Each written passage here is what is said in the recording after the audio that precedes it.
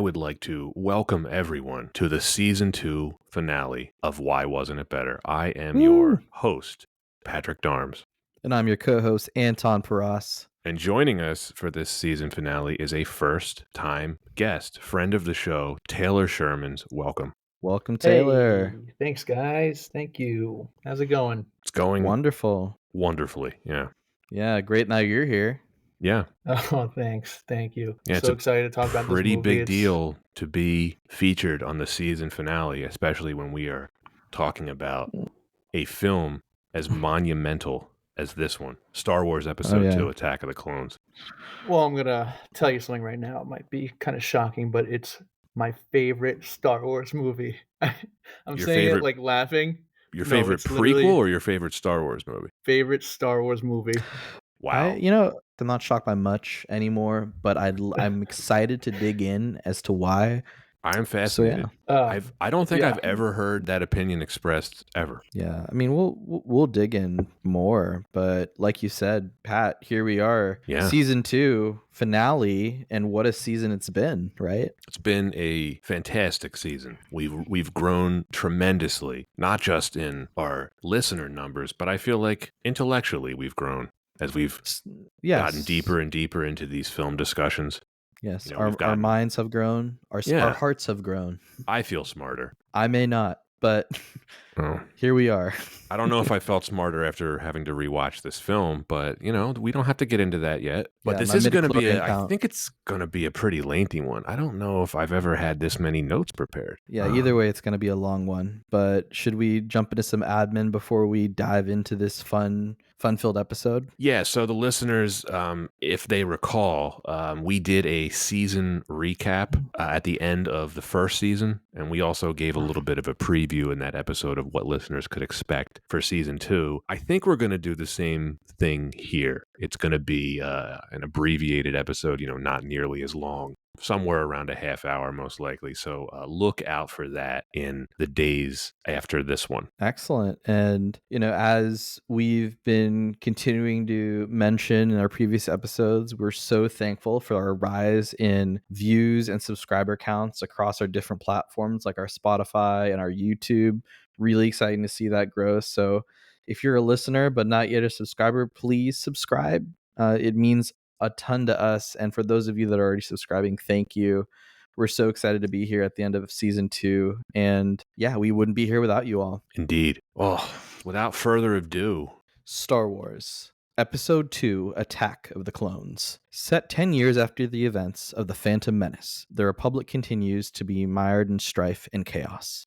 A separatist movement encompassing hundreds of planets and powerful corporate alliances poses new threats to the galaxy that even the Jedi cannot stem. These moves, long planned by an as-yet unrevealed and powerful force, lead to the beginning of the Clone Wars and the beginning of the end of the Republic. Released on May 16, 2002 by Lucasfilm and 20th Century Fox.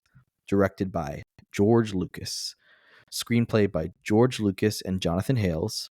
Starring Hayden Christensen, Ewan McGregor, Natalie Portman, Christopher Lee, Samuel L. Jackson, Ian McDiarmid, with a budget at $115 million, $193 million adjusted for inflation, and a box office at $653 million, so $1.1 billion adjusted for inflation. So we definitely have quite the movie on our hands. I'm going to go ahead and pose this question. Why was this movie chosen? Well, I think this is a no-brainer for the podcast. We covered Phantom Menace. It was inevitable that we will be covering this one. Phantom Menace was and remains the most hyped movie of all time. This did not come nearly as close to that, at least for my money. I was, of course, excited for this. It didn't really matter if this movie was good. I was going to see it anyway, and of course I did. It's generally regarded as the weakest of the prequel trilogy. I didn't hate this film when I saw it, though. I actually liked it more than Phantom Menace at the time. I didn't love it either. As you are the guest, what about this film made you want to discuss it? Well, I know this podcast is about movies not living up to the hype, and I know your guys' feelings on the prequels. But like I said, this is my favorite Star Wars movie, and I wanted to play devil's advocate a little bit Love and it. make it Mhm. a discussion instead of a complete attack and destruction on Got George it. Lucas. Makes sense. You don't want us to just steamroll this movie. Yeah, I'm here to defend it. Not All really, right. but we'll see where it goes. All right. You're the hero this movie needed. I think Okay. it's admirable that you want to defend this movie's legacy. Let's just say my favorite part is when Padme and Anakin are rolling in the meadows. I don't believe that. That's a little Yeah, specific. It was a joke. It had to be a joke. Yeah. Second best part. Our cameras are off, but I do know that there's no way you could have said that with a straight face. No, I'm Yeah. smiling like throughout this whole thing. And I'm shaking my head. Disgust. But Taylor, you are a Star Wars fan in general. Is that correct? Yeah, I've fallen off recently. We all Actually, have. more than recently. Yeah.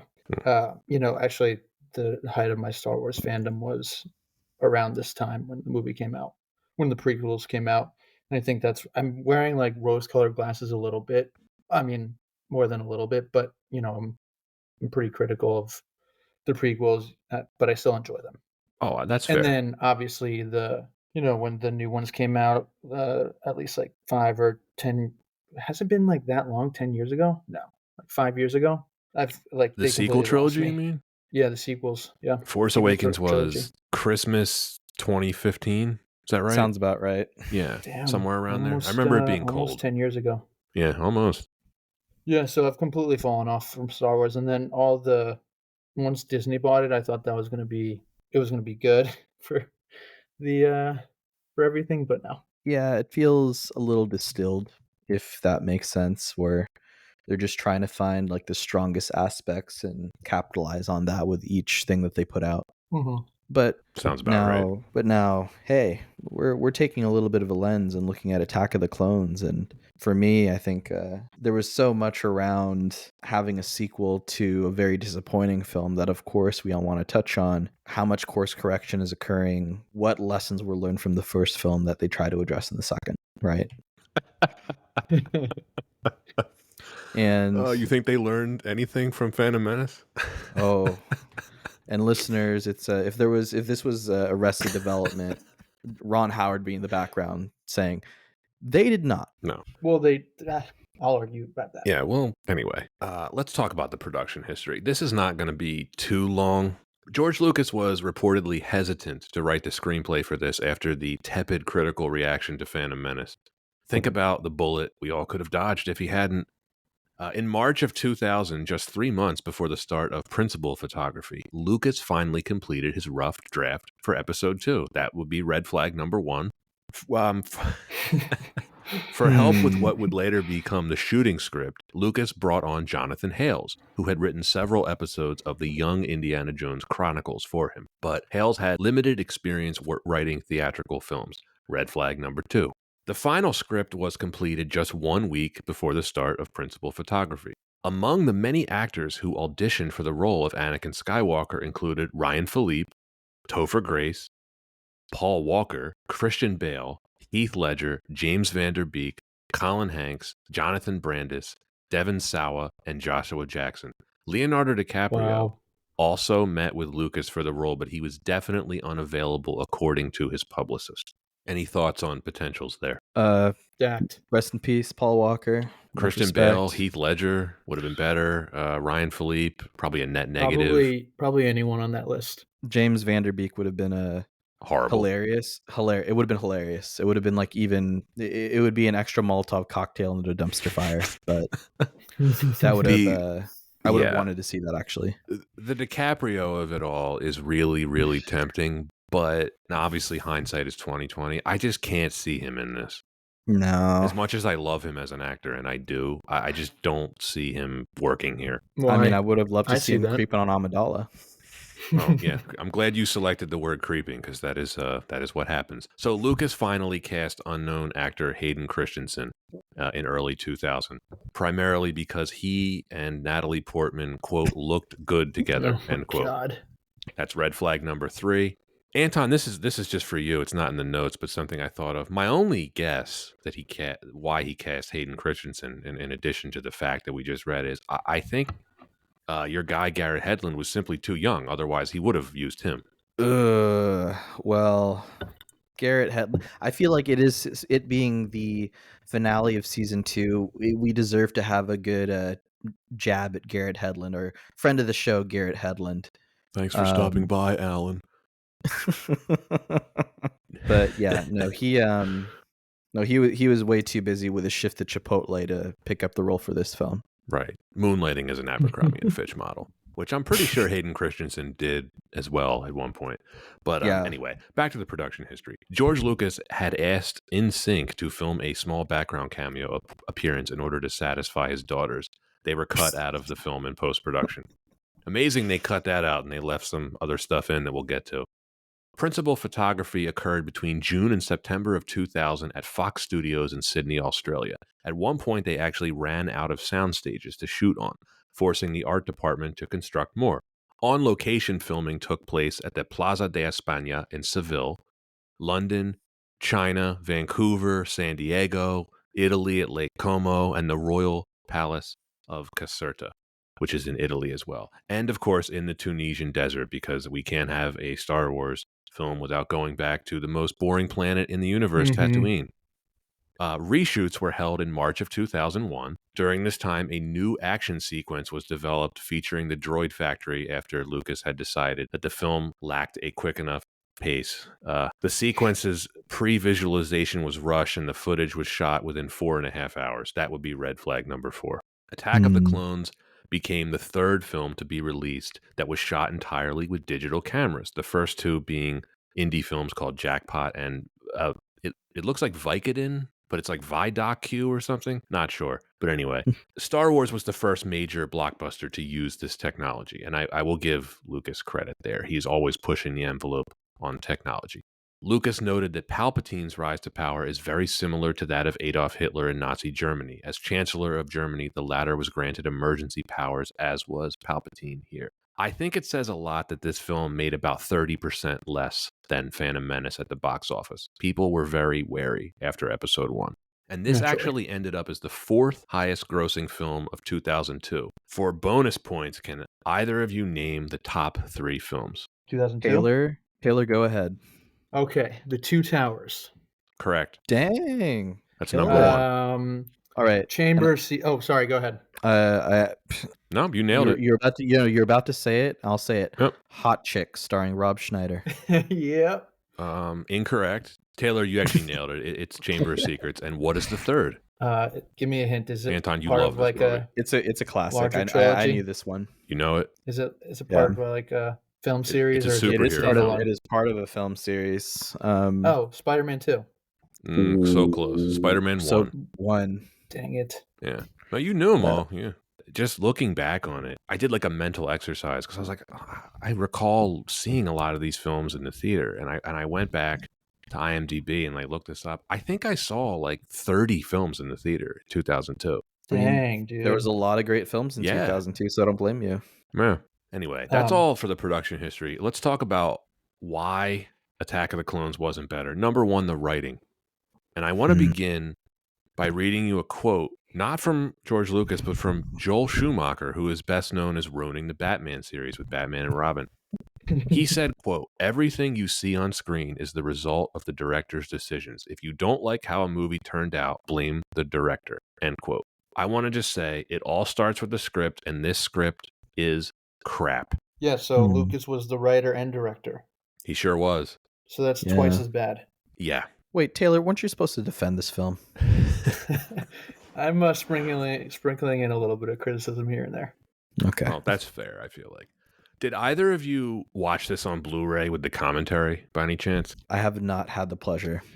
Yeah, I didn't want to further ruin this movie for me. It is absolutely worth listening to. I would recommend it to any of the listeners who love or hate this film strongly enough. So basically, the commentary is shared between Lucas, Rick McCallum, who's the producer, Ben Burt, the sound designer, and then 4 or 5 of the visual effects supervisors, including John Knoll, who's one of the senior people at ILM, and he is most famous for co-inventing Photoshop with his brother. So like a real genius, right? Right. He was also the most boring of the visual effects supervisors, but whatever. Most of his commentary Nerd. involved saying statements like, yeah, we created this with computer graphics. It's like, yes, we can see that. Some of the visual effects commentary is like really, really interesting, and it's worth a listen. But Lucas's quotes, I have a few of them. He starts off the film, which is the scene when Padme's ship gets bombed. He says, quote, R2 is the first character introduced. It's ultimately R2's story, end quote. No, it's not. It's not R2's That's- story. It's a ridiculous thing to say. Very weird. I just want to say that I watched this with my girlfriend recently, and she saw it for the first time, and she commented that R2 was completely useless throughout the whole film. It's correct. Both the droids are completely useless in this film. They take up more screen time than you'd think. Yeah, which arguably was purposeful. I joked about course correction and lesson, but hey, less Jar Jar. Where do you stick those jokes? Hey, and that's actually something they improved upon from The Phantom Menace, less Jar Jar. True. Yeah. But they kept the cornball stuff in other ways, which we'll get to. So Okay. basically, when it comes to the writing, I want to start with the overall story, and we'll drill down into the plot in the second reason. But just right out of the gate, the 10-year time jump from Phantom Menace means that it just feels very disconnected. I've always felt this should have been episode 1. Mm-hmm. Anakin's relationship with Obi-Wan and Padme in particular, they are perhaps the most important part of the trilogy, but those relationships aren't really explored that well. From the very first scene where they're introduced, Anakin and Obi-Wan are constantly bickering. In their second scene together, Anakin openly argues with him. There's no indication that they like each other. We're told that they're as close as family, but they barely interact in episode 1, and then Anakin spends the majority of this film trashing Obi-Wan. And a few scenes in episode 3, they don't make up for that. I'm gonna jump in here. I understand the bickering part, but I think the discussion, I know exactly what you're talking about. I think the discussion they had when they first were, I think they were talking about having security, talking about protecting Padme, and Anakin wants to, look for the assassins and everything. I thought that was actually a good discussion because there were times when like tensions got high, and then Anakin says something. I have a quote. I don't have it exactly what he says, but he says, Anakin says, why? It's like, why? It's basically like the audience was assuming, why does he have to listen to Obi-Wan and stuff? And then Anakin pivots into like, why were we hired to protect Padme? The security could have done that. But we're Jedis. We're here to, find the assassin. And I thought that was like a good discussion. And I thought the audience was like sort of tricked into thinking that it was like bickering. I would have been more okay with it if we had gotten earlier scenes with them connecting better. But this is like, they've been on screen 2 minutes and they're just arguing. Yeah. And like you said, Pat, it's the time jump doesn't help. You get no context on their relationship. You don't know what's happened in that time that now Anakin's a young man. So no idea what's occurred. So a lot of miscontext to really shape these characters and flesh them out. Yeah, I have a question, and I think you're going into it. Where would you have chosen to like have the movies between Anakin and Obi-Wan's like relationship? I don't know exactly what I would have filmed, but what I would have done was completely throw out Phantom Menace, because what really happens in that film isn't really important and doesn't have a whole lot to do with episodes 2 and 3. I would have made this episode 1 focused more on their relationship, and I would have made his fall to the dark side take place over 2 movies. Interesting. But again, this is all subjective. It's like there's people that really like Phantom Menace. One last thing about like added context to the greater universe. There are so many characters and there are so many just unexplained aspects of the characters and of the interactions with the greater universe to move the story along, that I think a really smart decision they made was continuing the story between this film and the next film through extended media, whether that's novels, official canon novels, and then even the Clone Wars animated series. So you do get more. You do. Whether or not that's a good thing is up for debate. But it's funny you mentioned that, Anton, because I own the novelization to all 3 of the prequels. The novelization to Attack of the Clones contains something pretty important that they don't touch much on in the film. Anakin repeatedly tells Padme that he wants to be more like Qui-Gon and less like Obi-Wan. and he really deifies Qui-Gon because he only has this brief childhood memory of him, right? They don't really Mhm. go into this much in the film. It's a pretty important piece of Anakin's character that explains a lot about his motivations, and I am disappointed that Lucas didn't include more of it in the finished film. Yeah, no, that's a really good insight. I mean, I think I did get that energy a lot of "you're not my real dad" energy coming from Anakin Right, throughout right. their relationship. So that actually that definitely tracks. But he does refer to Obi-Wan as his, like, dad, essentially, in the movie. He So does. there is contradiction, and that's actually a criticism I have of the movie. Well, there's a lot of criticisms, but proceed. It's interesting that it's in the novelization, which meant it was in the script at some point, and they must have gotten rid of it. I don't know.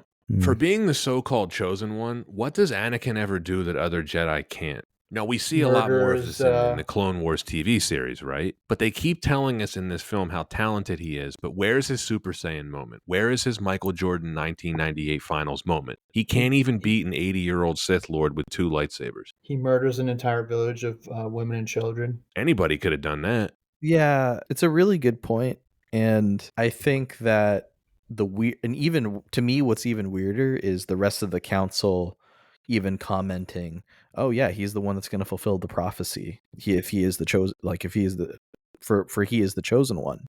So there's a lot of assumed, yeah, this is that chosen one, but he hasn't really done anything chosen one like. Right, they're essentially telling the audience, not showing. Yeah. Lucas does a lot of that, tells not shows. But it's like everything him and Obi-Wan are doing, they treat it like another day at the office. There's never a moment where Obi-Wan's like, wow, I can't believe my Padawan did that. I could never do that. You never get that. Right, there's a scene in when Anakin tells one of the clone troopers to shoot above the, fuel cells, and it's, like, a good move strategically, and Obi-Wan's, like, very impressed, and then he says, like, "Good shot, my young Padawan," and it's like he Hmm. praises Anakin, but, like, at the same time, cuts him short with the "my young Padawan" kinda thing. On the commentary track, the producer, Rick McCallum, he was talking about the scene early on when Anakin meets Palpatine before Anakin leaves with Padme to go to Naboo. And McCallum said this scene was shot and added over a year into the editing process when they realized that the story required Anakin and Palpatine to have a deeper relationship. This is all the proof you need about the bare minimum they put into developing the story. How is that not something they thought about in advance? Like in a year into the editing process, they realized that Anakin and Palpatine's relationship needed to be deeper. It was Ooh. yeah, it was and the scene that you're talking about was, like, less than a minute long. Yeah. It was just like a patch. Detective Obi-Wan, his investigation into the attempted assassination of Padme, right? His pursuit of Django, he discovers Camino. I think it carries the film. It's my favorite part about the film. I love a good mystery, even if it leads to more plot holes like it does here. But in my opinion, this is what saves the film. It's really cool to watch. It gives us some amazing world building that I will give Lucas credit for. And this is actually my number one reason for rewatching this film is I love the Detective Obi-Wan part of the story. Yeah, and you hit the nail on the head. If there's anything that I do really enjoy about this film is it what kind of a world it unlocked when it started really diving into the Clone War aspect with the reveal of the clones, with Jango Fett, with just just this basic military might of the clones and at the disposal of the Jedis, and really that's had a lot of staying powers over the years. The problem is it's only half the film. The other half, the love story between Anakin and Padme, it's some of the corniest writing and acting I've seen in a major movie. It's awful. Mm. And, do you guys okay, so let me gather myself for a sec.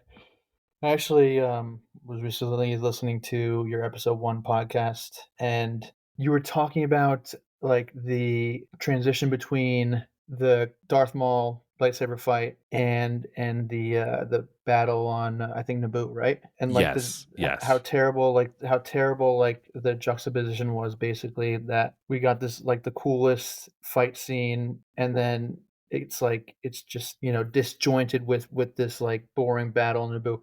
It's the same exact thing they do in episode 2, when Obi-Wan is like investigating everything and he fights Django, but it's you can't see that all at once. You have to see the hair pulling scenes with Padme and Anakin, and it just it kills the pacing of the movie. It kills like the interest, like just any interest you have in like the Obi-Wan part. It just kills it.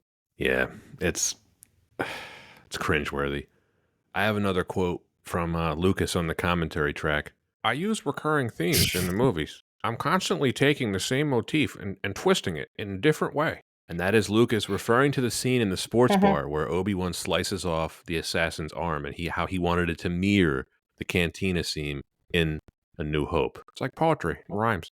No, Awful. it's him ripping off his own content. Like he was out of ideas before this movie even started filming. But why does he even have to say that? Like, why can't he just be like, why can't Obi-Wan just cut off the arm and have it be that?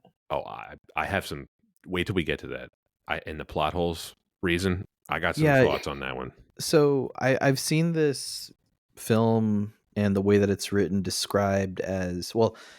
I've seen it in the category of space opera, right? And it fits like those check boxes like on paper, but when you really think about it, and even when you think about like the dialogue, it really feels more of a soap opera, more realistically, if you'll both agree. 100%. I agree. And And one of the reasons that I think that you get a soap opera versus like an epic like space opera, one, when you have such when you have the opportunity to really build out like the complexity of these relationships and how they influence like the fall of someone that was supposed to be the chosen one, you better have like very good context and convincing just relationships that really drive that and show that. But how do you effectively tell that in about what was this film, 2.5 hours, three I think hours 2 hours. Yeah. like 220, 222. 220. So that's difficult, right? And even when you look at the original trilogy, it's less it's a great series, but like for all intents and purposes, it's like pretty light philosophical reading. It's not too heavy. And I Right. feel like this is definitely a bit more difficult to take on. So it's not necessarily an easy story to tell. But if you are telling it like a proper space opera and you're trying to go for, like, for example, I'm a big anime nerd, big nerd in general. There's another series, legendary anime series that's been considered maybe like one could call it like Game of Thrones in space. And if you're looking for like, oh my god, deep relationship analysis, looking at space opera levels of just like the influences upon like family and like politics, check out Legend of the Galactic Heroes.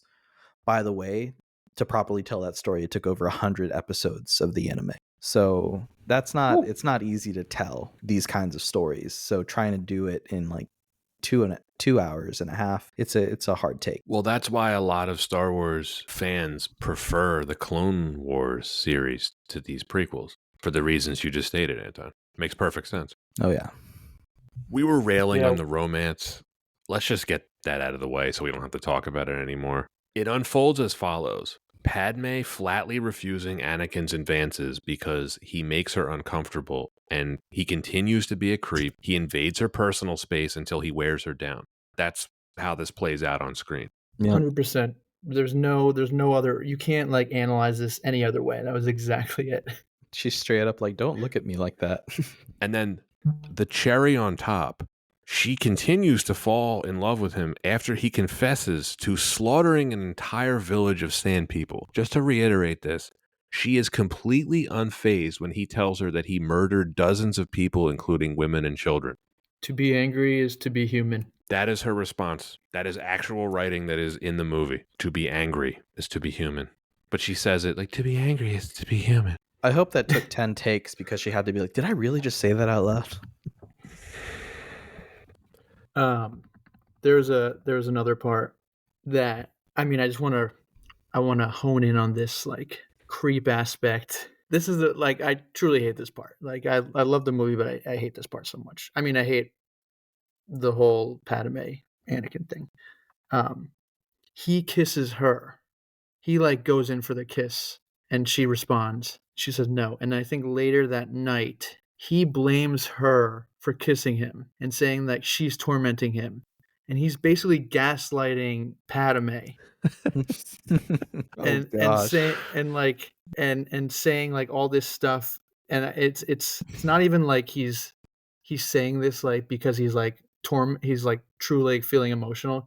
I think he's saying this to get like another kiss out of her or something like that. You know what I mean? Yeah. I wish I Ugh. could just wish away my feelings. I think he says that at one point. Yeah, he's just saying like the keywords or like the trigger words to like mess with her emotions. I mean, I do have to admit some light dialogue that was an improvement from the first film. There was the scene Padme and Anakin are chatting, and he's saying something along the lines of, "We got into aggressive negotiations." Aggressive negotiations. What's that? Well, it's negotiations with a lightsaber. It's pretty. I thought that was pretty neat. There's some I good don't like sand. It's one-liners. coarse and rough and irritating, and it gets everywhere. Well, yeah. So for every good line, there's about 100 bad lines. So there's that.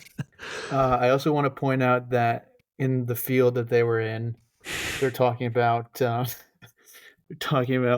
just politics in general, and they're discussing what Anakin says to Padme, like how he thinks like the government should be like structured and stuff. He's a fascist. And he's a fascist. He's saying like a dictatorship, if it would work, it would be okay. And Padme, like, this is I think like a meme too. Padme like looks at him like concerningly, and then she just like laughs it off, and then they roll in the field.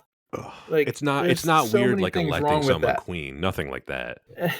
And also like how much more obvious can you be with like Anakin's thought process and just yeah, it's blatantly obvious. Like just it's not subtle at all. Ugh. And if Lucas was trying to, if this was Lucas's idea of how to capture a couple falling in love, I don't want to know what's in Lucas's mind. Like, this is how you properly court a girl. It's like poetry and rhymes. Hopefully. It all boils down to this. The Anakin Padme thing is the emotional core of the prequels. And if that doesn't work, then the movies don't work. It doesn't, and they don't. This is soap opera level writing and acting in a $115 million movie. It's 1 to 100. Well said. Like, yeah, there's no slow like plot. No, nothing decent. And I do want to shout out the Clone Wars TV series, which I really did like, and that made so much more sense why their relationship works. They're both mavericks who like to take risks, and they are frequently at odds with the organizations that they're a part of, the Jedi and the Senate, respectively. The show actually developed their relationship quite well, I thought. I mean, it developed a lot very well. Yeah. Can I just mention that they ended up extending that series all the way until like, I want to say like a few years ago, just because how good it was and how well received it was. Yeah, you're It's right. amazing. And I mean, it is impressive. If there are folks out there that haven't given it a watch, like, definitely do it. It's fantastic. You like the show, right, Taylor? I'm not into that kind of like TV show, but just no. What are you saying, Taylor? You can say no. It's fine. You can just no, say no. Let's just. Okay. He's like, well, actually, I mean, it's a different medium. I'm what is it? Impartial or partial? Like it's just there for me. It's like I don't hate it or I don't love it. That's fair. But I've heard nothing but good things about it. Like, and I respect it. Better than any of these films, I can tell you that. Does anyone have thoughts about the romance before we move on? I think we spent enough time on it. No, let's tumble down that hill and on to the next topic. Yeah. Hey-o. Jedi poodoo. Count Dooku is a wasted opportunity. Oh, did someone say Dooku? Is it Duoku? Doku? I'm unsure. Well, it's pronounced two different ways in the movie because Yoda pronounces it, I think, Dooku. But then he says Dooku later. I was tricked as a child. I was tricked as a child. In every like action figure commercial, they marketed it as Darth Tyrannus, Oh yeah, and they never ever revisited that ever again. They sure that's don't. such a lame name. Oh, Count Anton, Dooku is so I much have a bit better. about that when we get to the plot itself. This has nothing to do with the plot, but I think his lightsaber is my favorite lightsaber. It's Oh, so cool. fencing Oh, with the lightsaber. I curved see. handle, it's pretty cool. Yeah, Yeah, it's awesome. good call Yeah. out. Well, first of all, Count Dooku, more like Count Poo Poo. If Heyo. we have a say on it. Such a wasted opportunity. His backstory, Anton, has the potential to be one of, if not the most interesting character in all of the prequels. He's the main villain in this film, sort of. They mention him in the opening crawl, right? The text, but he does not appear until 1 hour and 16 minutes into this film. It's just an Right. astoundingly long time to go without featuring your main villain. And And I- just such a waste. I mean, Sir Christopher Lee. Yeah. Yeah, he's great. He's great. I also want to say that there's like a mysterious aspect to the plot, and I feel like Dooku was like the reveal, the great reveal. But the fact that he really wasn't like mentioned, I think he was mentioned in the summary in the beginning, Yeah, he was. and maybe mentioned one time before that too, or maybe one time after that. But then the giant reveal was like he was behind all these, like the Padme's assassination, essentially, and it didn't seem like such a like groundbreaking reveal, you know? No. No. No, I mean, they talk about him in the chancellor's office when Padme says like, "I think Count Dooku's behind it." And they met, but they go, "We'll get into that." But he doesn't do anything particularly evil except fight the heroes, right? And then he escapes and he gets killed 10 minutes into episode 3. It's just total Awful. underuse of Christopher Lee. Also, how does he not sense Obi-Wan like snooping around Geonosis? He had his guard down, I guess. Hmm. Oh, Taylor, your earlier question about what I would have done differently with episode 1, had Yeah. this been episode 1, one of the things I mentioned on that episode of the podcast is I wish that they had introduced Dooku and the separatist movement in that film. It just sort of pops up randomly here. Yeah. I get that. The Sifo Dyas plot point as well should have been included in that film. Sifo Dyas. Yes. Yeah, Count Dooku. George Lucas also Dooku. pronounces Naboo Naboo. It's funny stuff. It's time to talk about the plot holes, gentlemen. That's the second reason why this wasn't better. It's a kind of half-baked stuff that would make you think that the fans that write the fanfics online finally got a hold of Lucas, tied him up, threw him into an office, and ended up being able to write the script. But no, this was all Lucas. It was. Some of the plot holes, we're just going to run through them. Taylor, I know you have maybe some of your own. I have Feel plot free holes, to- but I'm gonna like try and, like I said, play devil's advocate here and see if I can explain something that you Please do, might see as because a plot I'm hole. really curious about some of the questions I have. Okay. No one seems to have followed up on the Darth Maul thing from 10 years before. That just goes unanswered. No. Palpatine is Agreed. Chancellor. Anton, our boy Newt Gunray is still Viceroy of the Trade Federation, surviving the Yeah. impeachment scandals. Newt. Let's go, Newt. Okay, Everyone okay. is cool with that. You would have thought after trying to illegally invade a planet, they would have been like, take him away. But it's not clear to me how or why the Trade Federation are still colluding with Darth Sidious, especially after how the invasion of Naboo ended up. It's just never explained why they're still working with him. Because they were promised peace, Yeah, that's right. They just wanted peace so they could trade. so they could make even more money. They did it for Right. the margins.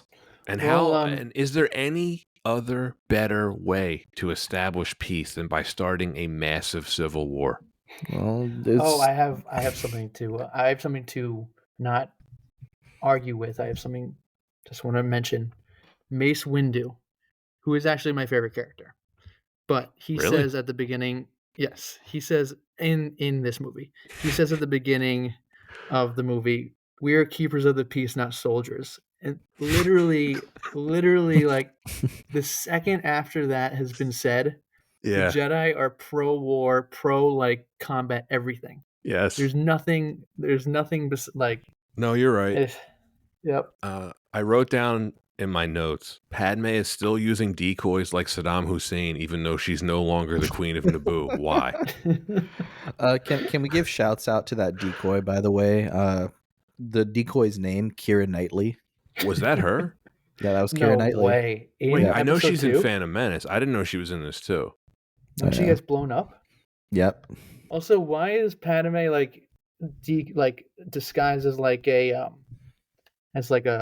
Fighter an pilot? escort ship? Like, yeah, what aren't they the ones that usually supposed to interfere with like Yeah. disturbances, and wouldn't they get shot down first? Wouldn't it have made sense for her to arrive at like a completely separate location in another ship? Yeah. Yeah. Whatever. Gosh. Yeah, she does mention Dooku to the Jedi. She says, I think Count Dooku is behind this. Like, now, obviously she's right, but like, why does she think that? Based on what evidence? Right. So then Obi-Wan and Anakin get assigned to protect her, right? Obi-Wan is described as an old friend to Padme, who has been a senator for, I guess, a couple years after not choosing to serve her additional term as queen because the queens are elected on Naboo. She's never once run into Anakin in the past 10 years, even though he's Obi-Wan's apprentice. Like, not once. Just And a little then- weird. Yeah. So let's get to the assassination plot. Okay, let me see if I have this correct.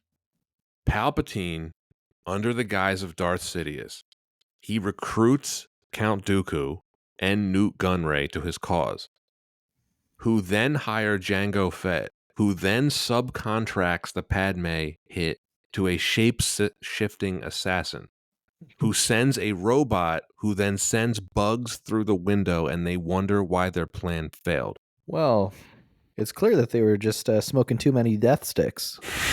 Oh, I want to mention something. Do you know who the death stick dealer was? No. Mouse from the Matrix. Oh, Right. interesting. That is, Oh, yeah, good shout out. Yeah. There's multiple Matrix references or like cameos in the film. Really? Yeah, What else? Yeah. Yeah, you're right. Okay. Let's talk about the actual assassination attempt itself. Zam the assassin is a shapeshifter, but she stays in the same form the entire time when we see her. Like, why wouldn't she just Also, shift into a different form? Right, and she covers her face with like that little sash. I don't know why she does that either. Is the lizard face her real face? Yeah. Yes. All right. But again, Yeah. Lucas wrote a friggin' shapeshifter into the plot and didn't even have it shift shapes, which baffles me because you would have thought he would have jumped at the opportunity to shove some more CGI into this. Well, technically, I guess the shapeshifter was already shapeshifted into someone that they could never identify. But Well, But yes, your point she's is on yes, the you're run right. from like Jedi. Just Why- maybe yeah. change into someone else. When they try to corner her in the bar, she could have just walked out. Right. But she Like, I don't know decides why I'm she- going to wander yeah. around with a pistol out and try to shoot Obi-Wan. Oh boy. So they take her There's a lot wrong outside with that. after Obi-Wan cuts off her arm, just like in the cantina scene in A New Hope. It's like poetry. Jango Fett Hmm. was canny enough to follow the Jedi, I guess, right? I'm assuming he followed them, who were chasing Zam so he could eliminate Zam with like a saber dart. He could have just assassinated Padme while the Jedi were busy chasing Zam. She was just a sitting duck in her apartment with the busted window. I have something to add to that too. Why wouldn't he just shoot poison darts at Obi-Wan and Anakin? Another good Apparently question. they couldn't sense that she was going to get shot with a poison dart, like using the Force. You know. Yep. yeah, but they could sense bugs. Yes. Yes, they can. I mean, it's baffling because now this is the first time you get to see like Jango Fett, right? Versus previously, everyone just knew the legendary stylings of Boba Fett, who of course is like a fan favorite, like one of the greatest of all time. Overrated character. Which, Yeah, so overrated. as has been definitely noted, like there's a lot to the mystique. But having said that, these were not the actions of the greatest bounty hunter in the universe. Is he a bounty hunter or is he an assassin? Because they're not the same thing, and they seem to be the same thing in this film. Okay, I'm only Go going to ahead. say bounty hunter because I've played the bounty hunter video games. Exactly. And I think because the Bounty Hunter video game was like a prequel to Episode 2, and I think he stuck with Count Dooku and all that crew after his bounty hunting days and like became an assassin. And he's actually, I love Jango Fett. He's like one of my favorite characters. Yeah, very He interesting is a great character, character. very morally gray character, but overall, Yeah. like, I think they did justice to the Jango Fett character in terms of like how he was portrayed. Not necessarily in that scene, Right. but he looked cool. Well, Yeah, I the mean, he novelization also goes go ahead. into a bit more and does him really good justice. In the novelization, he doesn't want to do this job at all. He's only doing it as a favor to the Trade Federation because basically they're paying him so much money that he's never going to work again after this. That's why he took the job to kill Padme. Oh dang, I didn't know that. That's Yeah, That awesome. again, makes so would have been much more interesting if they had sense. actually put this in the film. He also He killed a Jedi, which is cool. Yes. Yeah, it's a good. Yeah, he does. He's a legit badass, and I agree with you, Taylor. He is one of the highlights of the film. His character is cool. Right, he strikes you as a character that knows his limits, but also does his homework on how. Like, he probably has figured out 40 different ways to approach how to take down a Jedi, not just jumping into it. And he doesn't seek it out either. Like when Obi-Wan shows up on Kamino, he's just like, all right, I'm getting out of here. Yeah, Also, he fights smart. also, it's like he has the deeper aspect of like wanting a clone that was like unaltered, which is Boba. So it's like, but I know George Lucas did that only because Boba Fett existed in the later films, but Right. it added like depth to his character. Also, how bad is that kid's acting? Every reaction is just, Yep, yep, dead. Dad, Tang Li's here. As much as I love Detective Obi-Wan, and I do, he is investigating a mystery that really doesn't ever get solved, and that's where we're really going to get into the meat of this plot, right? Where did the clones come from? Who paid for the army? Who erased Kamino from the Jedi archives? Yeah. Sifo Dyas. Proceed. Taylor, your thoughts. You will tell what you think, and I will retort. I can do that. Sifo Dyas was retroactively made into a canonical character. It was originally a typo that Lucas's secretary made while transcribing a draft of the script where Sidious was the one who actually secretly placed the order for the clone army. Jeez. So none of the Jedi, here's my issue with it. That's fine, right? Okay, it's a typo, fine, you pivoted, you made this additional character, cool. None of the Jedi follow up on the origins of the clone army being created. Nobody thought that it was a super convenient coincidence. Did they send an invoice to the Republic? It was never established how this was being paid for. 10 years go by before anyone checks up on anything. And the Kaminoans tell Obi-Wan, like, we were beginning to think no one was coming. Like, yeah, I guess you were. Well, wait a sec. Okay. There's some clues in the film about this. So obviously Sidious put in the order, and he used an alias, Sifo Dyas. No, Sifo Dyas is a legit separate character. No, there's something you're missing. I don't remember when in the film, but they say something about remember when Obi-Wan discovers like Sifo Dyas is like the one that put the order in. He says, "Oh, Sifo Dyas like died 10 years ago." Mm-hmm. Then later in the film, I think it's Obi-Wan, he's like, oh yeah, he's talking, I think, with Yoda and Mace Windu, and I don't remember exactly the context, but he's like, oh yeah, I thought that Sifo Dyas died further than 10 years ago. It's And unclear.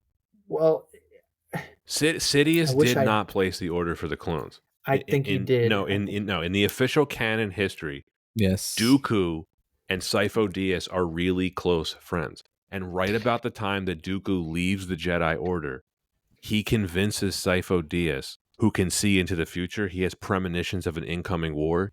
Dooku convinces Sifo Dyas to go to Kamino and commission the creation of a clone army. And then Dooku is the one that murders Sifo Dyas as part of his initiation into the Sith. Well, then that explains everything then. But if it's not explained in the film, it's not explained. The film does not even approach the area of explaining any of this. That's true. That's a good point. This is maybe a good plug for the Clone Wars series where they actually go over this. They reiterate what's happening in the novel, right? And part of this plot is when they first meet on Kamino, Jango literally tells Obi-Wan, I was recruited by a man named Tyrannus on one of the moons of Bogdan. Obi-Wan does not mention this to Yoda or Mace Windu or any of the other Jedi. It's never brought up again. Unbelievable. That is a reoccurring theme in that whole movie, like, where they're so blind to so many red flags of everything. Yeah, Obvious to us humans too, like, obvious to any, like, normal human being. But I remember Yoda saying, like, their force their, like, sense of the Force has been, like, weakened. But, right. yeah. Yeah, Well, I the guess other reveal, of course, is Dooku literally tells Obi-Wan that the Senate is under the control of a Sith Lord. I don't think any of the Jedi follow up on this. Like, we know that Obi-Wan mentions this to Yoda and Mace Windu, but the best answer they can come up with is we need to keep a closer eye on the Senate. yes, that's exactly what they said. That's it. That's the Mhm. only thing they can come up with. I mean, what else can they say? They kept a closer eye on the Senate, and then in episode 3, they found out about Sidious. They find out way too late. But what they could have done was ask Obi-Wan, like, "Oh, did you hear anything else that maybe connects the dots from this guy Dooku or this guy Jango Fett?" And he would have been like, "Well, Jango did tell me he was recruited by a man named Tyrannus. Maybe we should look into that." Nope. That's very And true. then this is perhaps the biggest plot hole of all. If Sidious/Palpatine wants to trigger a galactic civil war, what was his plan for the Republic to find out about the clone army? Because Obi-Wan literally stumbles upon it. How would it have been revealed Right. without How before was Obi if Palpatine? What was Palpatine's plan for when this civil war inevitably started? What was his plan for revealing to the Senate? Oh, by the way, we have this gigantic army that was created in secret. Yeah, it um takes a lot because it ended up having to be what approved that they're going to go to war, and then two approved that the Jedi have to be convinced to just take arms with the clone army. So everything that occurred seemed just if it was really that calculated, that's a bit of a stretch. It wasn't. It all happens on accident. And Exactly. that's what makes the ending of this movie more infuriating when Dooku goes back to Coruscant and meets up with Sidious, and Sidious laughs and says everything is going as planned. It's like, really? He planned for Obi-Wan to stumble across the clone army by random chance? He planned the Battle of Geonosis to get triggered by the Jedi choosing to intervene?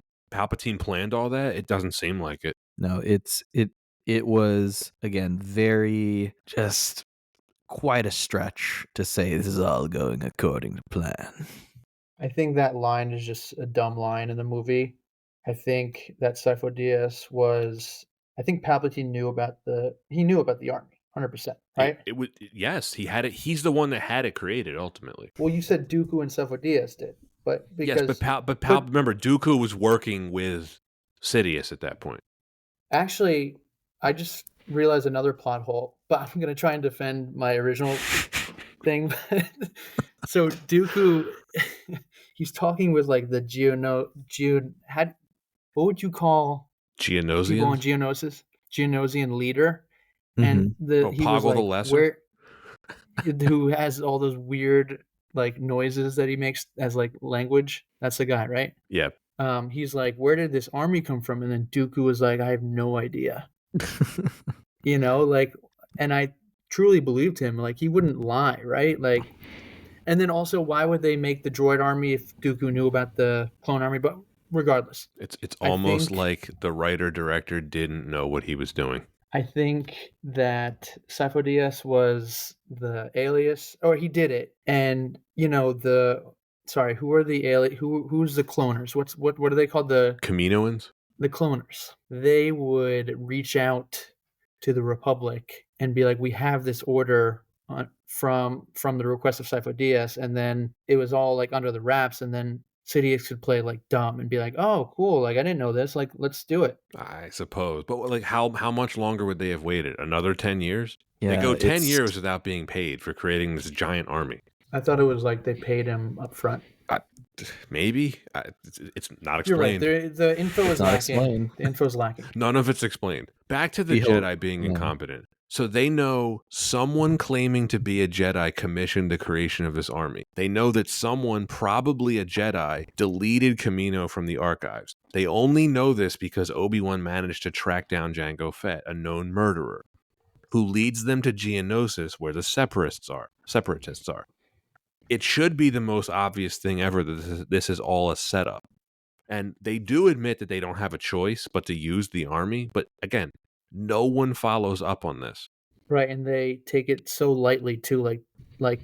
When the planet's missing in the archives, Yeah. Yoda like makes fun of Obi-Wan for like thinking there's a planet and there's not. He like, what does he say? He's like, lost the planet Obi-Wan has, and all the and all the kids like laugh. Yeah, they're just the kids are like, yeah, dunk on him. And like Yoda doesn't do anything after that. And the kid comes up with the idea that someone had deleted it from the archives. Right, It's like like, no one so else could have instantly. realized that. Yeah, and I like to think it was that kid that Anakin had in mind when he came back to the academy to take out the younglings. I can't wait to talk about Revenge of the Sith. The Sifo Dyas of it all, it's never explained in the films. Isn't it explained in the series that it was Dooku who deleted Kamino from the archives? Yes, and then took out Sifo Dyas. Right, okay. I mean, that makes sense. Right. That it does make sense. It's just maddening that it's not actually explained in either one of these films. Right, but in a sense, you can't say it's a plot hole. It's absolutely a because plot there's hole. no contradicting. There's no like contradicting or like. I guess okay. If you have a question about the plot and the answer isn't within the same plot, it's a plot hole. Okay, That's how I look at it. Understood. It had like all these thoughts about like contradictions. It does get me thinking about maybe like an aspect of the film that we could say like, is that a plot hole? But also it's just something difficult to convey. Is this film is about a lot of, and like the series about a lot of contradictions. The Jedi say we're not soldiers, but they do have to go to battle. You find out that the Jedi are like, no, we have to like, you know, renounce emotion and focus on like our dedication to the balance of the Force. But Anakin's like, but I want to love. So Yeah. I did just want to say that there is a lot about contradictions. I think like could actually be a strong theme of this film. Could have been. Could have been. Yeah. Everyone except Palpatine is bad at their jobs. Padme leaves Jar Jar in charge of her Senate responsibilities. Why? What an idiot. The Jedi Council can't do anything. They can't detect anything. They don't follow up on any of the softball leads they're given. They never look into how the clone army was created. They never follow up on Sifo Dyas's death. They never look into who Tyrannus is. And seemingly, they do nothing with Dooku's claim that Darth Sidious is in control of the Senate. Well, okay, hold on. Jar Jar has no political experience. No. No, Remember, not he was at a all. general, though, in the Battle of Naboo, so he had a lot of success under his belt. Because if you remember, Okay. the Gungans really kicked ass in that battle. Yeah, this is clearly nepotism. Right. Right. There's a part in this is unrelated. Oh, this is related to Jar Jar, unrelated to everything else. But he says "moy." He says "moy moy," which is Spanish. And I look and I watch movies with subtitles, and it's literally like MUY how it's spelled. So he talks in Spanish too. Like very, Yeah. very. Yeah, and I don't get why he does that. Just You don't think little Lucas quirkiness. wrote that accurately when he was writing Jar Jar's dialogue? Let's sound a little Spanish in there. Oh, yeah, I'll just throw that in there. He was having a burrito and he said, "Oh, this is muy good. Ooh, I'll write that in." But so the follow up with Dooku's claim that Sidious is controlling the Senate, yeah, it's like a huge red flag. But like also known that everyone, Obi-Wan and Mace Windu and Yoda were skeptical of like Dooku's claims because he's evil and Sith. Oh, I agree with you that if I were them, I wouldn't believe him either. But at the same time, you're like, we should probably just verify that. Right. Which they sort of said. Yeah, At they the end sort of of did. We'll keep an eye on the Senate. Here's the bombshell. This is my biggest problem with the plot and the storytelling as a whole. When Anakin slaughters the Sand People, Yoda is meditating and he feels the huge disturbance in the Force when this happens, right? He hears Qui-Gon's voice telling Anakin no. And when Mace Windu comes in to check on him, he even says, young Skywalker is in great pain. This is never followed up on. He never asks Anakin what happened. This is actually insane that this is never addressed again. This is the first major step in Anakin's fall to the dark side. It is one of the most pivotal character developments in the entire series. series, and it is never mentioned again by anyone except Palpatine. Yoda and Obi-Wan never addressed this with Anakin. It's insane. Like the course of the course of Anakin becoming Darth Vader, I feel like could have been if he'd gotten some proper therapy for him to deal with his feelings, or if he'd had someone to actually hold him accountable for his actions versus Padme saying, you got strong feelings, bud. Not only is it a terrible storytelling decision not to even try to address this, it also undermines Yoda as a character, even going back to the original trilogy. Think about it. Yoda knew that something horrific was going on with Anakin, and he, according to this film story, he never addressed it or tried to help him in any way. But was there a chance in we're talking about the Clone Wars here? Was there a chance for him to address it since it happened? Because I think everything after that was the breakout of the Clone Wars, the beginning of the Clone Wars. He could have addressed it with him at any point. Like, oh, hey, Skywalker, by the way, I was meditating, and it sounded like you were just like committing mass murder. Anything you want to say about that? Was I wrong? What happened? Can I help you? Nothing. Inexcusable writing from George Lucas. It's a terrible storytelling decision. It's fair, but I think in the context of the movie, it wasn't. The war broke out like right after that, so it's like chaos, and I just don't know when that could have been fit in.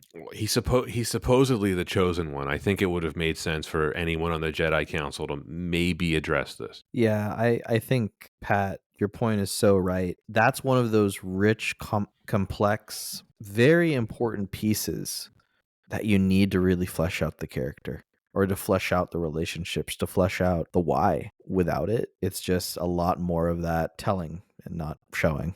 Also, and this is a question I'm not sure about, so let me put it to you both.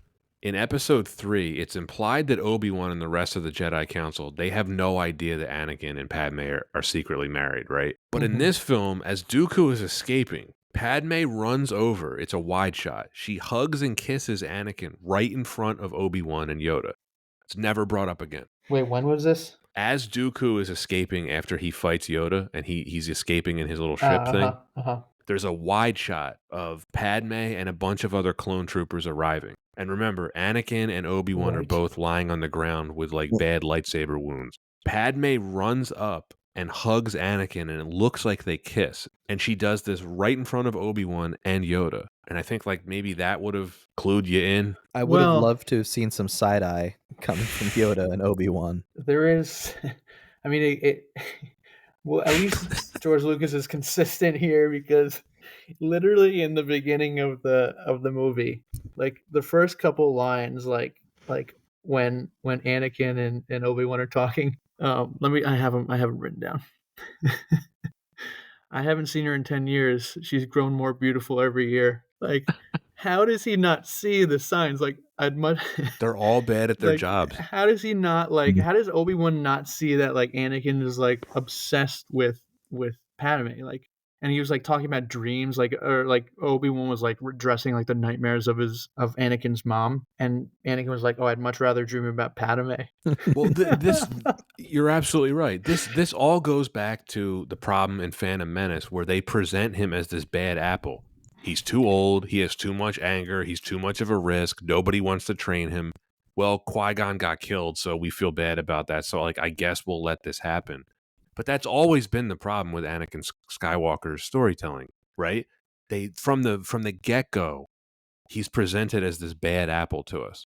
And it's nothing. Yeah. It doesn't encompass like Vader's like aura at all. No, it really undermined everything Darth Vader meant to me. These types of plot holes, they were never a problem in the original trilogy. It wasn't until the prequels that Lucas started creating his own plot holes, and he started using the expanded universe as a crutch to fill in the holes that he was accidentally creating while writing these sorry excuses for plots. Anyway, one final thing I wanted to bring up before we move on to the next reason.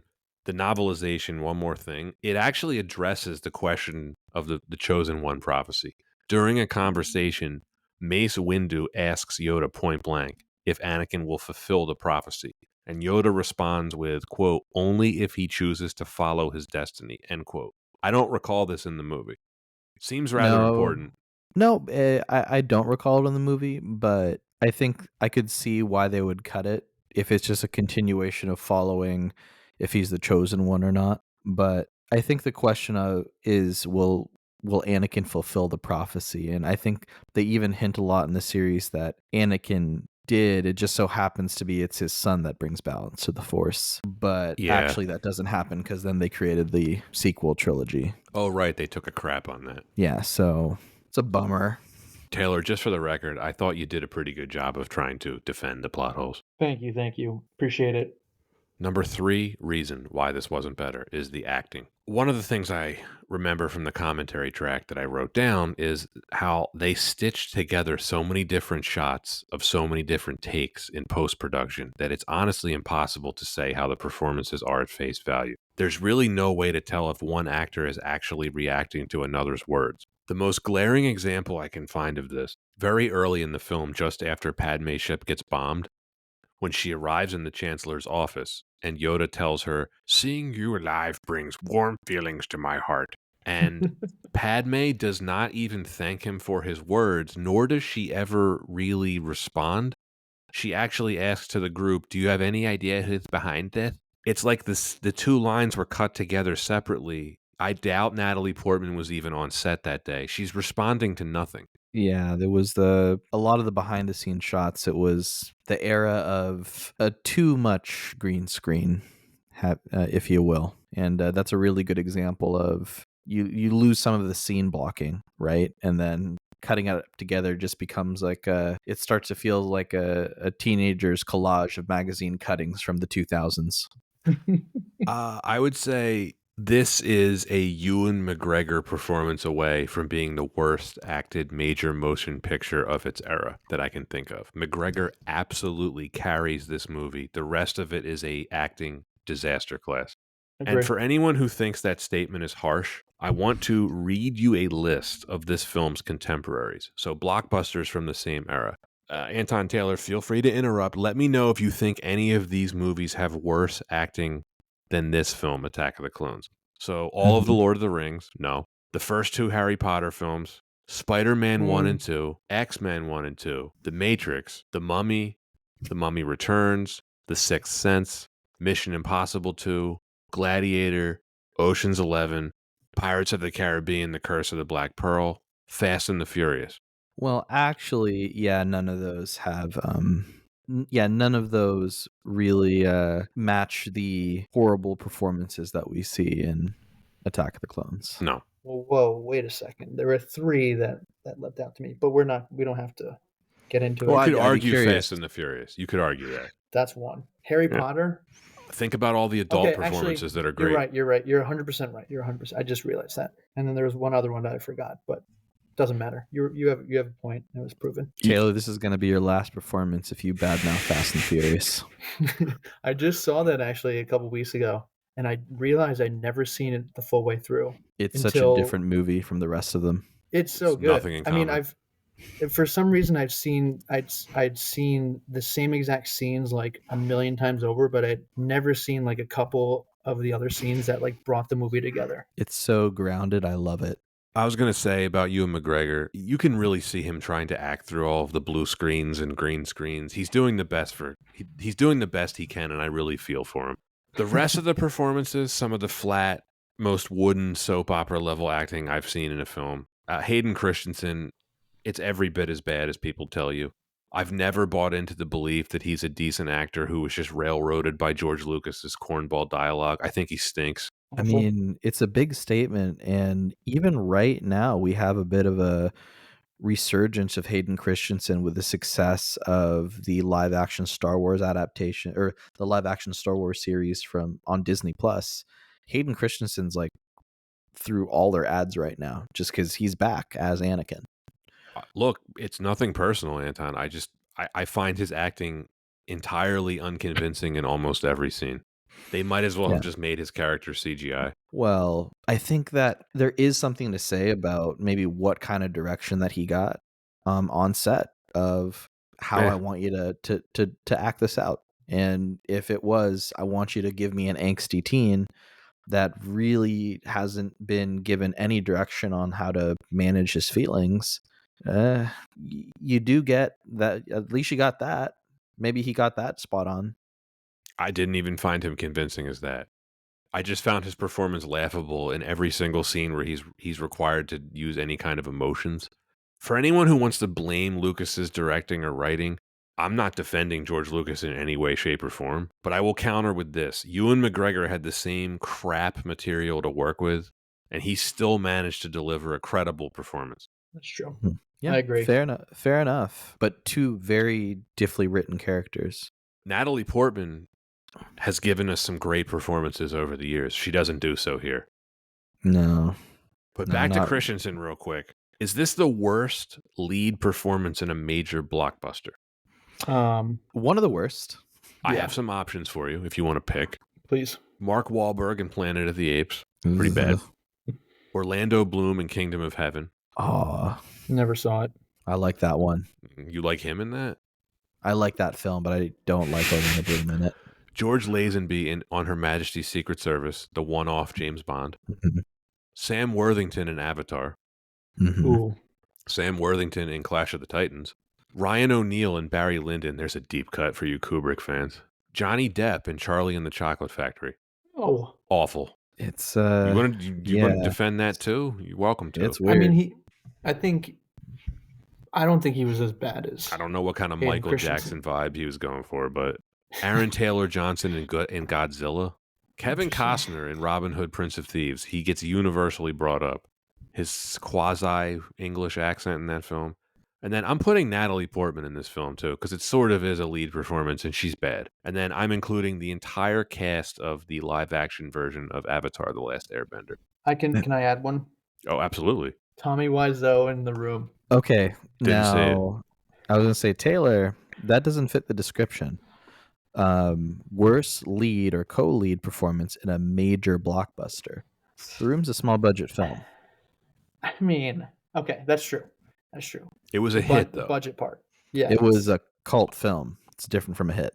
And That's here, true, that's true. these, 100%. I'm going to give you a couple others that aren't lead roles, but I want to give them a special shout out because they're bad enough that they deserve disdain. Cameron Diaz in Gangs of New York. Here's my winner, Sofia Coppola in Godfather Part 3. Oof. Yeah. And Keanu Reeves in Bram Stoker's Dracula. Keanu Reeves attempting an No. English accent. Pretty bad. Many strange things here going on, Count. Fun call out for Godfather Part 3, another connection to a previous episode. The lead in that film actually ended up owning a casino that was heisted by Danny Ocean. What? Terry Benedict. Mind blown. Yeah. Anton, I got another trivia thing for you. Did you know that Sofia Coppola is in Phantom Menace? In the Senate? No, she is one of Padme's handmaidens. Dang. George Lucas is actually her godfather, speaking of godfathers. Okay, next time you're out on the West Coast, Pat, and Taylor, you're open invite for you as well. We can go over to the Appreciate it. Coppola winery and I'd love that. talk about this. Yeah, that'd be fantastic. Did you know who else is a handmaiden for Padme? Keira Knightley? No. Go on. Rose Byrne. That's right. Yes. She's in this movie too, right? Yeah, she has like one line. She's from Bridesmaids. She's Yep. in She's in a couple bunch things, of but stuff. Yeah, Yeah. Great actrors. she's in Troy. That's Yep. right. Briseis. Troy. Oh, Troy. By the way, Anton, some real quick admin in the middle of the episode. Thanks to everyone who is making the Troy full-length episode on YouTube a massive hit. We really appreciate it. Yeah. Thank you so much. Please tell us what you like about it. Yes, because we're not sure what distinguishes that from the other full-length episodes, which aren't doing nearly as well. But we'll get into that later. But thank you. Sorry, Taylor. Quick sidebar. It's okay. It's okay. Christensen is also entirely unlikable. His acting's bad, and he's written as unlikable. He comes across as a spoiled, entitled high school jock whose emotions range from, I would describe as mildly annoyed to like foaming at the mouth angry. Like he's constantly being forced to wait in line for Starbucks for his Frappuccino that he's paying for with mommy's credit card. Agree. 100% agree. He doesn't develop any bit of like maturity or anything like that. He sucks. He's so creepy in a couple of the scenes with Padme that like it might as well just be Ted Bundy in the role. It's I feel astonishing how they wrote this and portrayed this. well. To be fair, I think even if we're so critical, right, of his performance, I mean, universally it's been panned, and then I think even in his mind, like this was a huge hit to his confidence as an actor. I think it was between after this film, he has a few. Hayden Christensen has a few films that come out before the early 2010s, and then between 2010 and 2019, barely any films. Completely stops any momentum, which really should have been like young star vehicle film, right? Mm-hmm. But you don't see this guy kind of falls off the face of the earth, and only now does he come back again with these live action series for Ahsoka Tano, and he was recently in the Obi-Wan series on Disney Plus. So you could say he's been through the ringer for his performance. I think I read that he opened a farm and he just has been living on a farm. So Yeah, again, look, Oh, I know how harsh I'm being on him. None of it's personal. It's got nothing to do with him personally. right. And I will say this, Anton. I will Yeah. give you this. I am confident that if he was being directed by somebody who knew what they were doing, his performance would not have been this bad. yeah. Fair enough. But I want to compare. I don't know if it's the right comparison, but Daniel Radcliffe. He was a kid when he was acting in Harry Potter. I didn't think he was a necessarily good actor. And then everything after Harry Potter, I think he's like redeemed himself. And nothing that Hayden Christensen has done since episode 2 and 3 has like redeemed him in my eyes. No. As far as a lot of the rest of the acting goes, I still maintain that this film should have just been CGI. It would have worked better. It would have disguised a lot of the bad acting. I don't like Christopher Lee here. No. I understand the guy's a legend, but I really like him in a movie that he was in the very same year when he was Saruman in The Lord of the Rings. He was amazing in that role. But for this, he's too old. He couldn't pull off any of the fight choreography. He could barely hold a lightsaber. It's even more noticeable if you watch this in 4K. When he's fighting Yoda and Obi-Wan and Anakin, his Oh face yeah. gets all like blurry and it's very Yep. clearly just not him doing the action. Awful. Yeah, Awful. and we already kind of mentioned this earlier. His character could have been fascinating, and they just don't use him correctly. It's underwritten, undershown. He acts every scene in the same way. I can only imagine how baffled Christopher Lee must have been at 80 years old acting on all these blue screens. It's like he's reading off cue cards. Also, when he uses the lightning out of his hand, it's really weird and awkward the way he does it. Although I think personally it looks cool, but he does it so like stiffly, and Stilted. it just goes, yeah, it just goes to your point. Yeah, you can tell they pasted in the lightning effect way too soon. Like his hand is still moving towards Yoda when he does it. It doesn't look it just doesn't look good. Animated Yoda doesn't hold up well to me. None of the characters, even the supporting characters, are well acted. Sam Jackson, like he's fine, but he's just playing Sam Jackson. Tamora Morrison as Django and the clone, like fine. Doesn't have a He lot of doesn't line. do I like much. his scene with Obi-Wan though. It's tense. It's it's good. But yeah, it's true. He just doesn't do much because then the rest of his scenes, he just has his helmet on. Right. And then back to animated Yoda a bit. I remember thinking in 2002, animated digital Yoda looked cool. But even now in Yep, 4K, same. you watch this and you watch The Empire Strikes Back. Like, my goodness, is the puppet just so much better. Yeah, it was a shame that they replaced the puppet in the first film with the animated version. Oh, the crappy Also, puppet, the Supreme Court Justice. Anton. the fact that Uh, they CGI, they have like CGI aliens, and like some are just like in costume. It's really weird, and it's not consistent. Yeah, I did enjoy seeing Newt Gunray back and the rest of the Nemoidians. They don't have nearly as much to do in this film, and that's one of the reasons why I like this film a little bit less. Is Queen Amidala dead yet? And She then, can't do that. Shoot her. she can't do that. This isn't how it's supposed to be. Django, shoot her, or something. My favorite part, it's non-speaking from Newt Gunray and his assistant. Do you remember when Amidala falls and like into the sand in the arena, and he just goes like, he does this little laugh. It's Yeah, tremendous. I think he claps too. I think he does clap, and then later on, a laser blast gets really too close to them and hits the wall, and they're like, "Oh, it's fantastic." We need look. They're doing a spin-off series on Disney Plus for every character now. What are we waiting for? Newt Gunray deserves his own show. Who wouldn't want to watch his rise to power as the viceroy of the Trade Federation? I mean, that's what they're really lacking, and they're doing everything after, the prequels, and they should do something like you guys played or know about Knights of the Old Republic, right? Yes, Oh yeah, of amazing. course. That's my favorite like Star Wars ever. Like what aspect of Star Wars? And Disney like hasn't done anything before episode 1, and I wish they did. Yeah, I Well, mean, a few of the games have been pretty sweet. Star Killer was pretty cool. the Battlefront games were amazing. The original Battlefront games were I amazing. love the second one too.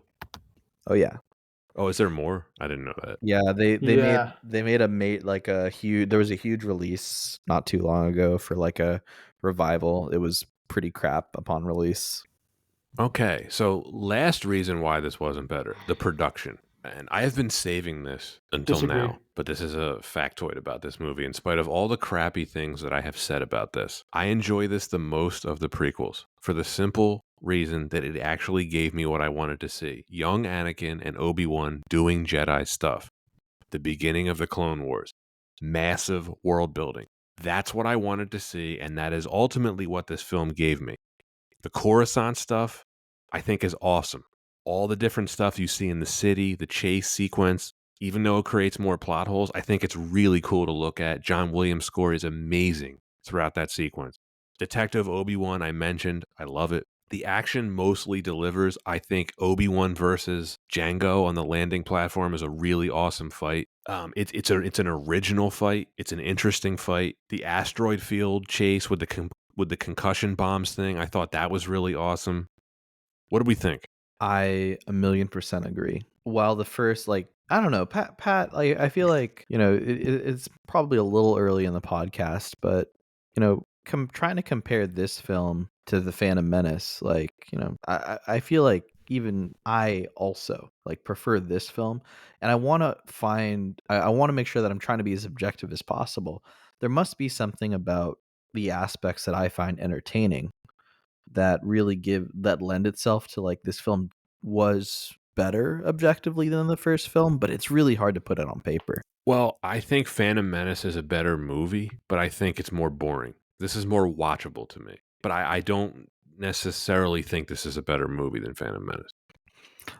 But like at the same time, like if something was more entertaining, and entertaining is very hard to gauge, Right. doesn't that mean it was better written? Could that be an aspect of how it was better written, that it was more entertaining? No, I think the romance stuff and stuff like the droid factory sequence, which is it's just so unbelievably stupid. I actually think the droid Yeah. factory sequence is even worse than any of the Jar Jar stuff. But I do think maybe what the aspects that did shine through, um, all the Jedi stuff and I mean, the world building of the Clone Wars and the clone armies, and really you're starting to dig into the Jedi and all the cool stuff that they do and all of the action. Like you finally get what people were I think what people really wanted to see in the first film was, okay, if you're gonna put in Mace Windu and Kit Fisto and all of these Jedi, I want to see them do Jedi stuff. And That's it's fair. fair to say that that was probably like so influential to for like young fans, and that's why that this is a film that does have a lot of staying power despite it not being a great film. That's well said. That makes a lot of sense what you're saying. Taylor, did we lose you? No, no, I agree with all of that. I think the action scenes are awesome. You're missing one huge part of the movie, which is the actual beginning of the Clone Wars and Geonosis. To me, I Hmm. think that is all awesome, and I know you disagree. I think the Droid Factory is kind of lame and a little bit too long, but damn, everything after that is just pure entertainment, and I love it. I love the war. The war Mhm. starting is like it's kind of like raw, in my opinion. I think it's so cool. Uh, I'll address the droid factory thing before the battle on Geonosis. The droid factory sequence for me is where the series hit rock bottom. Not this movie, but the series. Oh my gosh. Between Oh my R2-D2 with god. jetpacks on his legs and C3PO being used for slapstick humor that was That never was awful. ever used in the original trilogy. And by the way, this all culminates with him saying, "Oh, this is such a drag," as R2 There's a drags his head couple around. It there's is a couple so puns. unbelievably childish. And to top it all off, all of the special effects in the droid factory sequence are so bad they look like they're from a PS2 game. It looks horrendous in 4K. And when we know that this was a last minute addition that wasn't originally part of the script, it looks like a deleted scene. It's like I said, this is where it hits rock bottom for me. It actually reminds me of like a video game level, like when Padme is on that conveyor belt and she's like timing going through those like stamping things. It's That like horrible. straight out of a video game. Yeah. It looks like a video game or a commercial, let alone a $115 million movie. But the Uh, battle itself, Taylor, I didn't like the stuff in the arena. It was especially coming off the heels of Gladiator. It's just like, okay, that's clearly where they got the idea for this. I thought it was long, them fighting the monsters, and when the army shows up, the Jedi let themselves get surrounded in the middle of the arena. Like, obviously, you're in a bowl, you're going to get surrounded. Stupid. And then when they finally get out into the battle, it ends up just being a bunch of droids running at a bunch of clone troopers like they're in the Napoleonic era. There's not a lot of awesome. tactics to it. It's And sick. it's just a distraction in that part of the film. Yeah. Taylor, all of the action up until that point I thought was pretty well done. Okay. I agree. And I think a underrated aspect, or maybe not even underrated, it's just not talked about. I mean, at least we didn't talk about it, was like just the sound effects too, and like and the designs and like the ships. I think everything is so cool about that this movie. Top Like notch. you guys were saying, like the chase scene in Coruscant, everything about that, like the aesthetics were so awesome, They were. and the sounds, like Yeah. the assassin's like ship, like is like a whistling ship. Oh, so good. Yeah. No, I will absolutely give Lucas credit for that. The sound design on his films are always top level, and this is no exception. Between John Williams' score and all the different sound effects being used in this film, it sounds amazing if you have a good speaker system. Oh, hey, I have a question, sort of related, but not really. Do you remember when I forget the assassin's name, Zam? or the Zam? Yeah, Zam the assassin. When they, the when she shoots those like electric like cuffling, like, what are they called? Power cufflinks? That part will forever like boggle my mind. Like I don't understand it. I don't And either. I don't know what Obi-Wan says. I don't even understand it even further. What, like, it just confuses me more. Like he says that was good. Like what does that even mean? Yeah, I don't know. I don't know I why just they wanted don't just fly around it. Why do they fly through it? It's not clear. I just wanted to. No, That's it's a been good bugging it's a me good ever question. since like I first saw the movie. I think just like with episode 1, there's an overload of CGI in this film. They tried to do way too much. I don't Yeah. want to rail on it too much because one of the most common criticisms of this film is how horrible the CGI holds up 20 years later. And while that is true, there's a lot of CGI. Well, let's just get on with it. There's a lot of bad CGI in this film that just doesn't hold up, right? I mentioned the droid factory. When Obi-Wan is on Camino, none of the sets have any depth to it. They all have that Photoshop lighting. Nothing looks convincing. It was a huge stepping stone for this technology because at the time, entire CGI sets weren't really a thing. So this was still in its infancy, and you can really tell now. And then fully CGI clone troopers, I don't think that's aged well at all either. A lot of shots, it looks like a video game. The whole battle on Geonosis to me had that look to it, where a lot of it just looked like I was watching something I was playing on the PlayStation. I don't know. Yeah. I disagree with the Clone War, the Battle on Geonosis especially. I think it was very well done, except the Yoda Dooku except Dooku fighting. Every part about that was awful. I think you know there's There's definitely a distinction that we've made on the podcast before of we always want to be fair to what was the technology at the time. And while it may look a bit dated, we we can joke about that as much as we want. I think another aspect to think about that was really a trend that was set with the first film was how much of a direction the series went to, where you're moving away from practical effects and costuming to more CGI heavy. And I think really even that's a more interesting aspect to look at and say that was more of a, for me, that was more of a downfall for the quality of what you're seeing on the screen versus like poor quality of the CGI. Yeah, that's a good point, Anton. And I wanted to bring this up though because as much crap as I will give the CGI in this film, there is so much CGI in this film that some of it I think does really look good still. And I'm going to single out all of the Coruscant stuff. I really enjoyed rewatching. The whole chase sequence to me, I thought that held up really, really well. And I think it was because it was at night.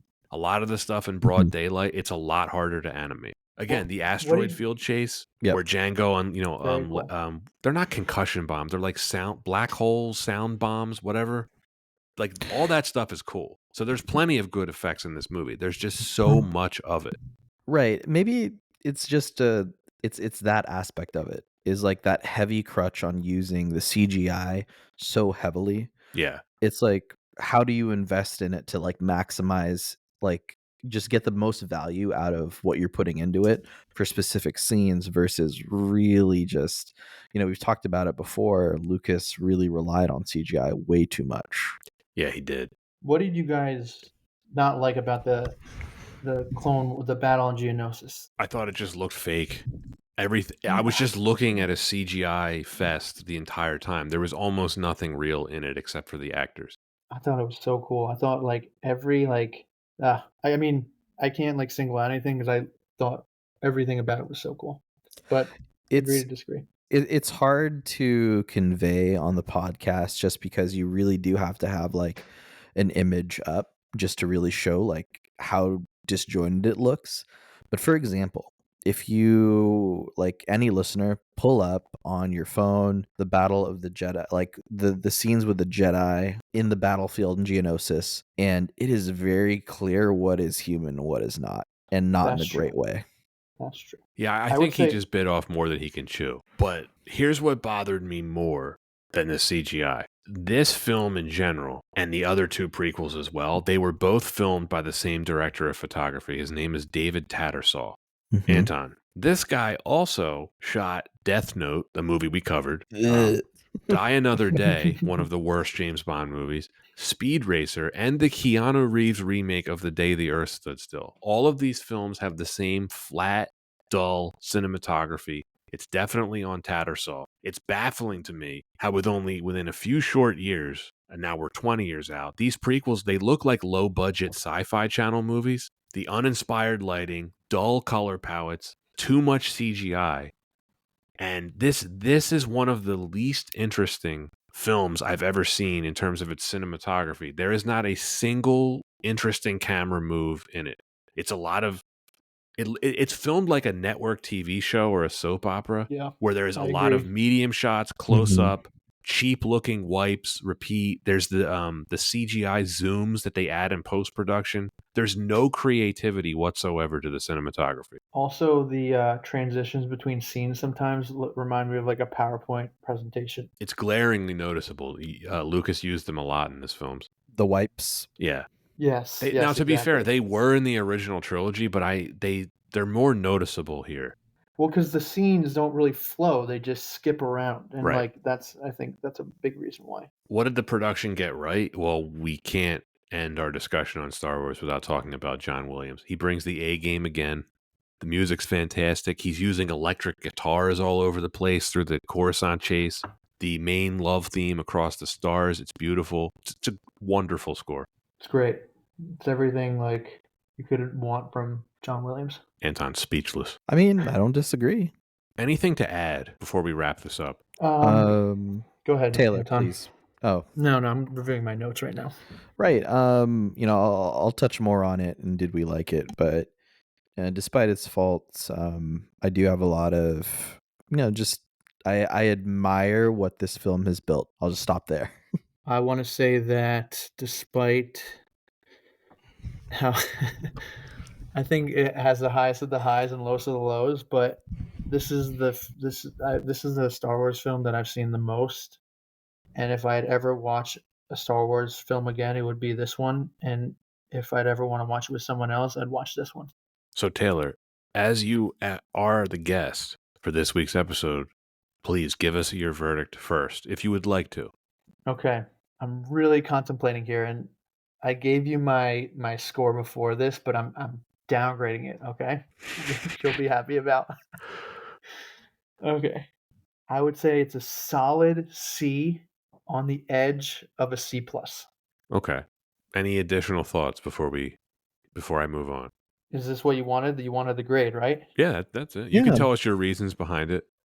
You know, I gave all my reasons. I think after this discussion, it's me. I think its flaws and the things I like about it, I knew coming into this podcast, and you know, the prequels are the prequels for what they are. They're just essentially like kids movies in a way. And Funny you say that. I was a kid when I watched them, and you know, I think they still hold up in a sense personally to me. That's well said. I respect it. Very well said. Anton, if you don't mind, I'll go first. Sure, go ahead. This movie did give me a lot of things that I wanted to see. I mentioned the world building. I wanted to see Jedi doing Jedi stuff, and I got that. I wanted to see the groundwork for how Anakin became Darth Vader, and I got that in a certain type of way. I do find this less boring than Phantom Menace. I do think it's a worse film. I think the writing is bad at every level. Almost none of the characters' decisions make sense. The dialogue is really cornball stuff. I'm really not convinced George Lucas knows what a plot hole is. There are plot holes left and right. This film is just one big plot hole in a way. Ewan McGregor is the only saving grace in the cast. The rest of it is particularly unimpressive. I don't think it holds up visually that well. Everything looks so computerized and processed and unnatural that Lucas might as well have made this an animated film. I think the highs in Phantom Menace are a little bit higher. I like the lightsaber fights better. I like the villain better. I like the pod race. And I think the lows in this film, Attack of the Clones, are lower. Anything with whining Anakin, the love scenes, the droid factory stuff, anything with the droids, it's a pretty bad Star Wars movie. The prequels in general, they're nothing more than a giant cash grab for George Lucas. I think he's really good at story ideas, but not storytelling. He's either incapable of recognizing this or doesn't care. These films' plots, they seem to just be him coming up with ideas and everyone around him saying, yeah, we can do that, George. Minimal thought was given to things like continuity, cohesion. Minimal advice was given to the actors. The vast majority of the time, money, and effort spent on this film was the visual effects, which mostly haven't even aged well because they tried to do far too much with it. It's just lazy filmmaking to me. He was very much challenged on A New Hope, and then he leaned heavily on others to get the next two films made. With these prequels, we now have a 3-film sample size of what happens when he's in full control. His track record as a producer is spotty, even with the success of the Indiana Jones trilogy. There's just no evidence that he knows what he's doing. He hit it big early in his career, bigger than most, actually, pretty much anyone other than Spielberg, and then he's just coasted the rest of the way. The potential for these prequels was so promising. They will always be the most disappointing movies of all time to me. I give this a slightly lower rating than Phantom Menace, which is a D.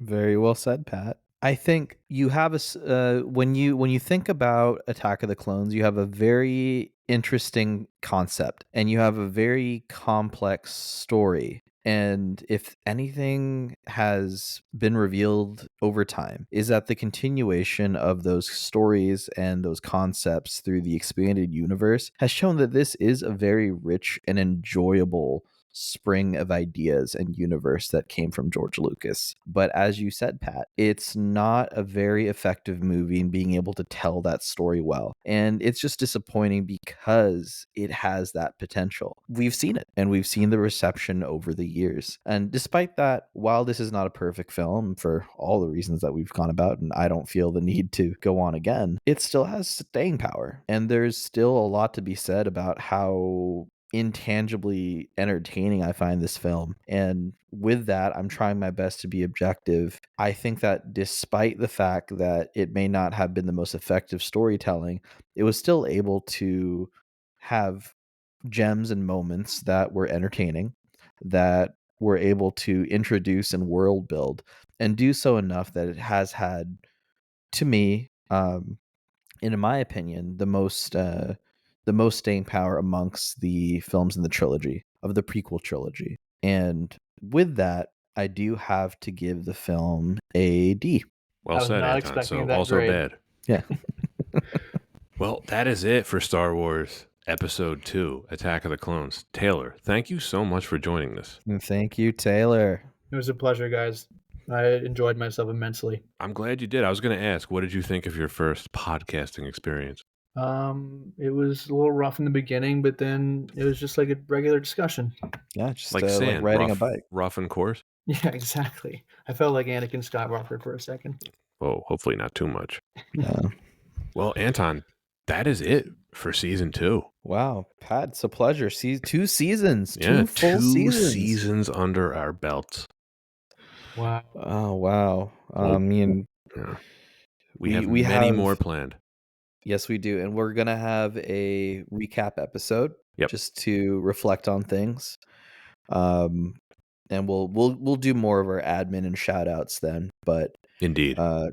such a pleasure and great way to wrap up season 2. Absolutely. Wouldn't want to do it any other way than with a Star Wars prequel film. So that is it for season 2 of Why Wasn't It Better? We will see you on season 3's premiere, which will be airing, probably a week after you hear this one. Well, we won't give it away what we're going to cover, but we can tell you because it will be in October, it will be somewhat of a scary film. Spooky. Take care. Taylor, thank you again. Thanks, guys.